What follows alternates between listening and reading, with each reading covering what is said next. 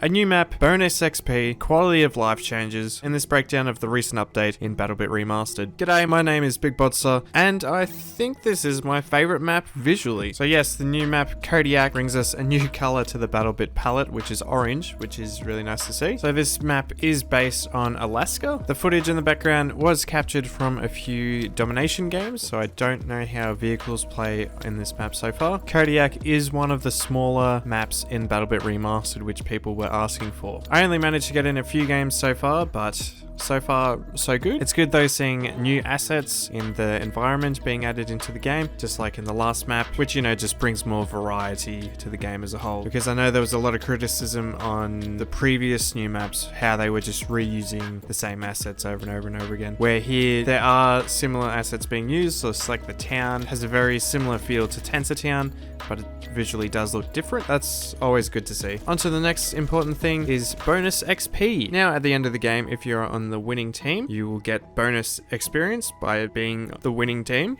which I generally thought was a given anyway, but I mustn't have been that observant. So yes, now at the end of the game, you will get bonus XP for being part of the winners. And on top of that, we now have global weekly challenges. It's about 4 or 5 different challenges trying to get you to use certain weapons and revives and being a team player. Do these and you get a big chunk of XP, as well as if you complete all of them, then you're awarded with a 4 times XP boost capped at 250,000 bonus XP. If you have been looking for an easier way to level up, now is the time to jump back in and start trying to get these weekly challenges. I was able to complete a few before they were just updated, like using the AK and just a simple one of getting 100 kills with marksman rifles. This is a really good addition to the game, bringing more variety to players, because most people will just go to the meta weapon and pretty much use that, where this will add variety and more team play, and it gives you something to achieve and aim for in your short play sessions, which is really cool. Speaking back to maps though, a lot of map buildings have been updated with these new barriers around the top of the buildings, just providing more cover to the rooftops, also preventing the person on top of the roof having a clear line of sight right below them. I have played a few games on Sandy Sunset now with these changes implemented, and I think it really fits. It just provides that little bit more cover, and you're not really and you're not fully exposed when you go on top of a roof. Another note to take in is all these windows which have been covered up, which you can explode by C4. This was implemented into the last patch, just I didn't cover the last patch, so I thought I'd mention it here. So all around good changes to buildings coming through, which we love to see. For weapons, the only real sort of change is with the UMP45, with the velocity reduced from 475 to 375 and the fire rate reduced from 650 down to 600. After my last video, the UMP was actually buffed in damage again and became the meta weapon. It was absolutely ridiculously strong, having such high damage and good rate of fire. It was everywhere.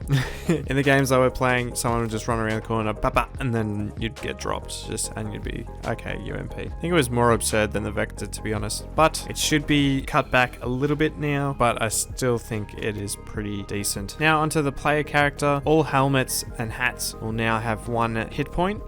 The problem was visual clarity in the hitbox of the enemy or your player. You're able to shoot the top of the head or the hat or whatever the person was wearing, and it wouldn't be detected as a hit because it wasn't actually the player's head model, but it was actually the helmet. So that has been changed now, so 1 damage to the hat will destroy it, and then you can visually see where you are shooting at the enemy. And a major quality of life change being added is to do with the packets. Now in the basic of terms, instead of the packets being sent in multiples of 4, now they're going to be more individual. That means there's going to be more real-time feedback between what you're actually doing and what's happening around you to the server and then back to you playing. If I'm getting that wrong, someone can explain that better in the comments. That's the best way I can put it. But essentially just better data sending and receiving, which should have an impact on your gameplay. But yeah, let me know in the comments down below for that one. Another small one of grenades sometimes dealing damage through walls is fixed, which is good because that was just a random occurrence. You'd be in cover and then still die. Have you ever been in a situation where you're healing yourself with a bandage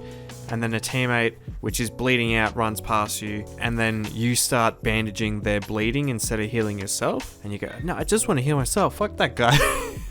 That's being changed now. During bandaging, players will not change their target, self or friend once bandaging has started, unless another teammate is being bandaged and that player moves away from you. Really good change here because it was very annoying getting 3/4 of the way through bandaging to heal yourself and then someone essentially yoinks it from you. I'm not too sure if this one is out yet, but for future, lasers will not go through players, which is pretty good, and I think something that should just be standard anyway. As well as grass will actually be reduced for visibility. I think it's very present in the latest maps having a lot of grass coverage, so reducing that, there's less chances of actually proning and hiding in the grass. I don't think the laser and the grass are implemented now, but expect them soon. And to finish off, just to mention about the F2000 and the G3, which were added into the game into the last patch, but I once again didn't cover that in a video. The F2000 is shaping up to be one of my favorite weapons in the game with its ability to spray down targets. So far so good. It's really good to see more maps and more guns being implemented into the game. Even though people are saying that the game is dying, this game still is in early access, and it is so good to see that there's still regular updates and regular content being dropped for this game. If you've been looking to get back into BattleBit, maybe now is the time with 2 recent new maps and 2 recent new weapons and some bonus XP now, so if you were struggling to level up, now maybe is the time to jump back in. Now, if you've enjoyed your time here and this video,